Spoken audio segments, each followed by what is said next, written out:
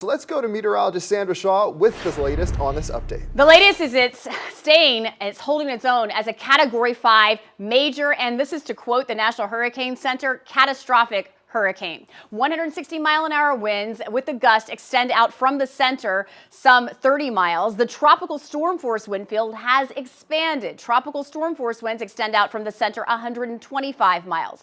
Another little subtle change to this latest advisory. It's moving northeast at 14 miles an hour, so it picked up a little bit of forward speeds, continuing to move to the north and the east. And now we're saying, again, this is what we've been in line with what we've been projecting all morning long, a Category 4 hurricane making landfall 2 a.m. into early tomorrow morning between Sarasota, St. Pete, Tampa, Bradenton area of West Florida. It continues to move through Orlando. It's still a Category 2 or a Category 1 hurricane, and then exits offshore where they will still, even on the east side of the peninsula, see storm surge between Daytona Beach and the Space Coast. We have 3 counties that are under a hurricane warning. Again, that's Indian River, Okeechobee, and St. Lucie.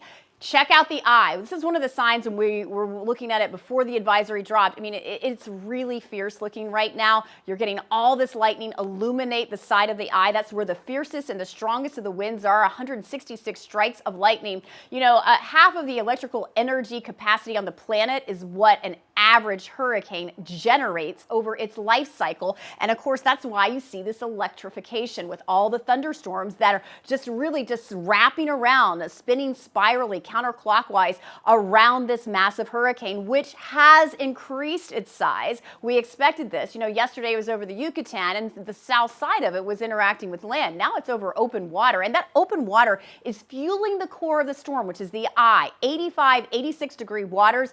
To create a hurricane or a tropical system, all you need is 75-degree water temperatures. So we've exceeded that. We've had record highs as far as the water in the Gulf of Mexico. And one of the reasons we're going to see such a strong storm surge. Here, if you're familiar with the area, south of Soda, you have all these beautiful beaches. Manasota Key, I have relatives who live right there. Down further south in the Venice exits all the way up into Englewood, and they're going to see 9 to 12 feet with a storm surge. What is a storm surge? It is a wall of water that comes blasting in with a hurricane. So you think about these 160-mile-an-hour winds. They're generating energy. They're generating 20 to 40-foot waves right now, and all of that water has to go somewhere. Energy is not created or destroyed. It is transformed, and it's transformed into a wall of water within a tropical cyclone. So as far as the winds go, we got 74 to 110-mile-an-hour winds near the Orlando area. Of course, 130 plus with the gust over where landfall occurs. But in our area, we're talking our 3 counties that are under that hurricane warning: St. Lucie, Okeechobee, Indian River. 74 to 110-mile-an-hour wind gust, 58 to 73-mile-an-hour winds, really through a lot of the overnight tonight for Okeechobee and Indian River and St. Lucie. 58 to 73, really more with the gust down into Jupiter and Martin County, and then we'll see more tropical storm force wind gusts in Palm Beach County. So here's the timetable. Again, this is 24 hours away for landfall, but we'll see things deteriorate afternoon time. So until noon, really not bad out there. Ultra humid. You can feel that something's building energetically. Gusts start this afternoon and then really peak overnight tonight. And embedded with those gusts, we've got tornadoes in these rain bands that will blast through very quickly. Vanessa? And Sandra, you were talking about those tornado risks. We're going to see that as we head into the afternoon, into the evening hours, an enhanced risk.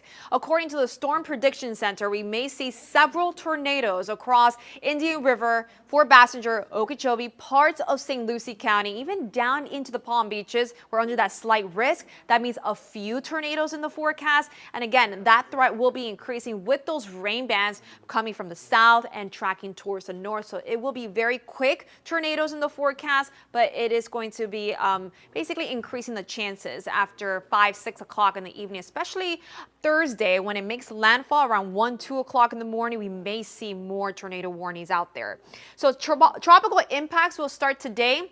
into the early Thursday morning hours, tropical rain bands, tropical storm force winds, and tropical storm force gusts as well. Hurricane force gusts will be possible, especially for areas up towards Indian River and Okeechobee County, and a high tornado threat, especially up north and even down south as well. On the west coast of Florida, they will see a lot of tornado warnings once Hurricane Milton gets a little bit closer to the west coast of Florida. We're feeling the effects of Milton already. We have some light to moderate showers spreading across central Florida, working its way down into Fort Myers. We have some light rains now across our viewing area, so we have lots of tropical moisture out there already. Some tornado warnings down into Kendall and tracking towards the north, and heavier rains on Cape Coral side, Golden Gate, and the west coast of Florida.